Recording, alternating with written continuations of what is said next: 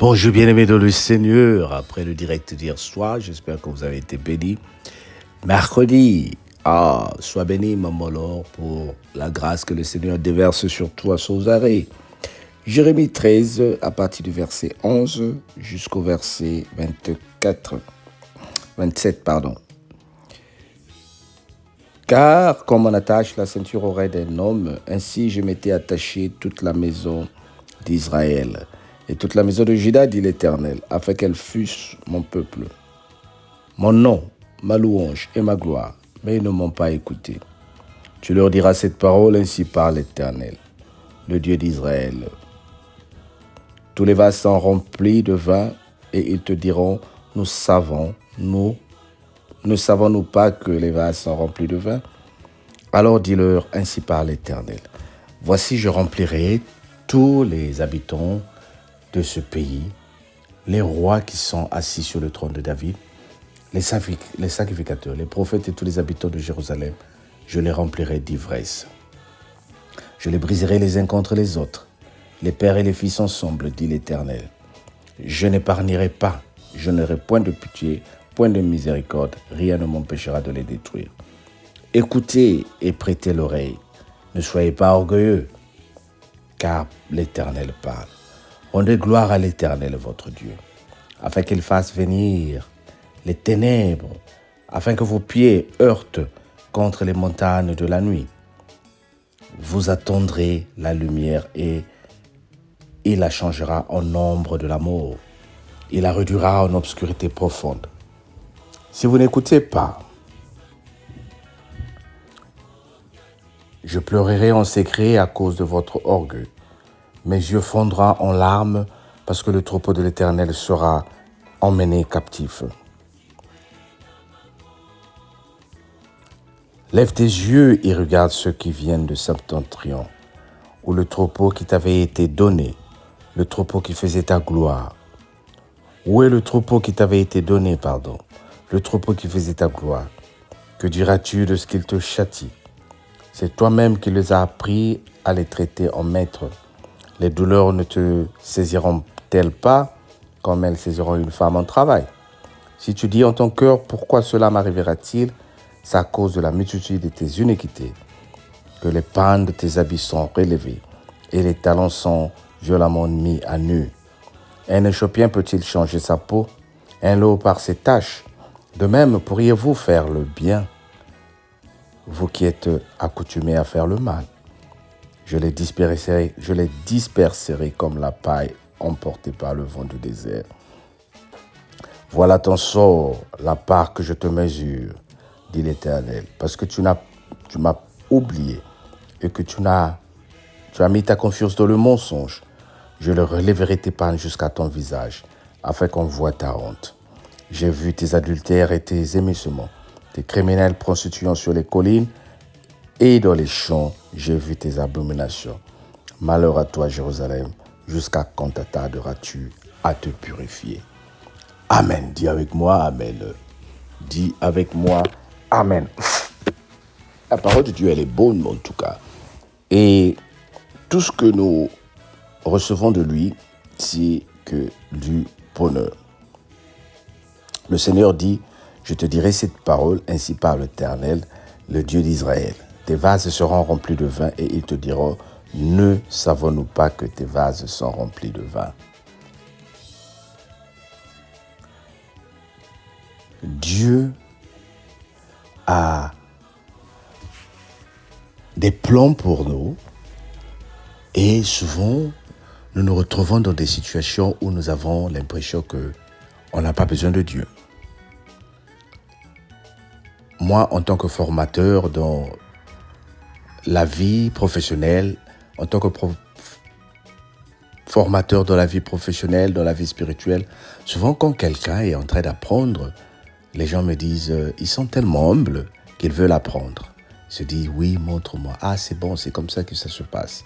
Mais dès que la personne connaît, et quand tu lui parles, il y en a ceux qui ne sont pas humbles te disent, oui, je connais. Comme une jeune fille, quand tu lui apprends, voilà ce qu'il faut faire, elle te dit, non, je connais. Comme un jeune homme, un jeune garçon, Et ça, souvent les hommes, nous n'aimons pas qu'on nous dise qu'est-ce qu'il faut faire. Nous n'aimons pas surtout dans nos couples que ta femme te dise qu'est-ce que tu dois faire, que ton mari te dise qu'est-ce que tu fais. Je connais. Surtout si c'est quelqu'un qui est plus jeune que toi qui te parle. Moi, je me rappelle encore, dans la cellule de prière, il y a un frère qui m'appelait souvent pour me dire « Papa Alain, je sais que tu es notre berger, mais il faut que tu remarques que je suis plus grand que toi. Donc, de temps à autre, quand je te parle, tu dois m'écouter. » Je me suis dit que le Seigneur permette à ce frère de comprendre. Et quand tu regardes bien la Bible, ce que le Seigneur a élevé pour préserver la vie des autres, tel que Joseph, c'était le plus jeune. Bien-aimé, lorsqu'il s'agit de l'instruction spirituelle, lorsqu'il s'agit de l'élévation spirituelle, Dieu ne voit pas l'âge. Il n'y a pas de droit d'aînesse avec le Seigneur. On dit avec moi, il n'y a pas de droit d'aînesse avec le Seigneur. Ça ne dépend pas de ton âge. Ça ne dépend même pas de combien de temps tu es dans le Seigneur. Sinon, le Seigneur peut prendre un nouveau converti pour le mettre responsable, berger, l'équiper spirituellement pour t'aider à évoluer. Dieu ne regarde pas combien de temps tu es resté. Alors, il faut certaine humilité. Il faut être à mesure de se rabaisser pour que tu reçoives de la part du Seigneur. Sinon, tu vas toujours souffrir. Sinon, tu vas toujours avoir des problèmes. Sinon, tu vas toujours dire « je connais ». Sinon, tu vas toujours dire « je sais », alors que tu ne sais pas. Aujourd'hui, beaucoup de personnes sont tombées à côté de la grâce de Dieu à cause de « je sais ». Je reprends encore, dans l'œuvre de Dieu, il n'y a pas le droit d'aînesse. Mais il y a la grâce que le Seigneur donne à tout un chacun. Moi, en tant que prédicateur, je n'ai peut-être pas le droit de la prophétie et que quelqu'un qui est même dans la cellule ou de l'église peut avoir cette grâce de me donner les messages que le Seigneur peut lui donner. Mais je ne peux pas m'enorgueillir pour dire « c'est moi le berger de cette cellule, le Seigneur ne parle qu'à moi ». Est-ce que tu es en train de comprendre? Aujourd'hui, si nous tombons, c'est parce que nous ne savons pas écouter ce que le Seigneur a mis à côté de nous. Dans une voiture, il y a le moteur qui est fort, qui permet que la voiture bouge. Mais il y a une petite aiguille qui est là, qui sert de clignotant, qui fait seulement tic, tic, tic pour tourner à gauche. Et si le moteur s'enorgueillit pour dire « c'est moi le moteur, je bouge la voiture » et ignore le clignotant, lorsque vous allez tourner à gauche, vous allez faire un accident. Alors que la petite aiguille indiquait qu'il faut tourner à droite. Est-ce que tu es en train de me comprendre, bien-aimé? Le Seigneur t'a mis quelque chose. Le Seigneur t'a donné une grâce. Apporte cette grâce dans l'église. Le Seigneur t'a donné une grâce. Apporte cette grâce dans la cellule. Tu as comme l'impression que personne ne t'écoute quand tu reçois les messages. Dieu dit, tu es aussi important que le pasteur. Tu es aussi importante que la prophétesse. Tout ce que tu dois savoir, nous sommes tous équivalents devant Dieu, mais adore à chacun sa mission et à chacun son rôle. Et ces rôles mis ensemble apportent la gloire de Dieu. Que le Seigneur te bénisse à comprendre sa parole et à la mettre en pratique. Passe une très bonne journée. Amen.